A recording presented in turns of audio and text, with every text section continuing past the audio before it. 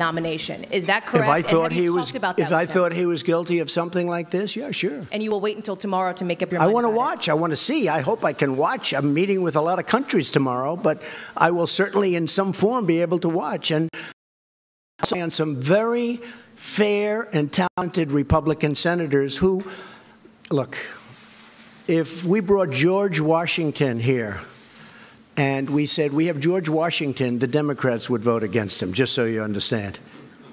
And he may have had a bad past. Who knows? You know, he may have had some, I think, accusations made. Didn't he have a couple of things in his past? George Washington would be voted against 100% by Schumer and the con artists. I mean, 100%, 100%. So it really doesn't matter from their standpoint. That's why when John asked about the FBI, if the FBI did the most thorough investigation in the history of the FBI and they found him to be 100% perfect, he would lose every single vote. Now, if the Republicans win tomorrow, I think you're going to get some votes from the Democrats. You know why? Because we all know why, because it's called politics. Then you'll probably get some votes. Okay, let's go. One more question? Yes. Just to follow she stands up. I'd like to ask about 3 questions. It's not really fair to everyone else, but should I let her ask another question? Follow up on.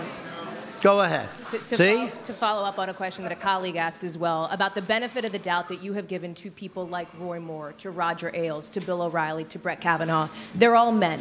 Why is that? It's not a benefit of the doubt. Has there ever been an instance when you've given the benefit of the doubt to a woman? I've known them, Haley, I've known them for a long time. And a lot of these people. A lot of people. And some I've been disappointed with. I have been disappointed with some. Others, there are charges that are pretty weak. But I've known people for a long time. I never saw them do anything wrong. I never saw them do anything wrong. And there are some that probably I agree. I can tell you there are some that I've been watching for a long time. And in a couple of cases, they weren't Republicans. In a lot of cases, they were not. They were exactly the opposite. But I've been watching them for a long time. And I knew for a long time these were not good people, and they were never brought up. Okay, yes, ma'am, go ahead. Thank you very much, by the way. Thank you. Thank you very much, Thank Mr. you. President. When the allegations first surfaced, you initially said how important it was for Dr. Ford to testify and that you wanted to hear from her. I do.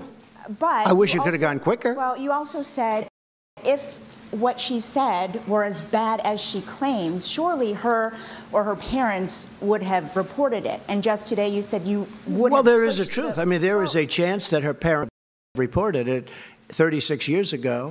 So my question is... It doesn't mean they had to report it because in some instances people keep it quiet. It's a very tough situation for a woman. There's no question about it.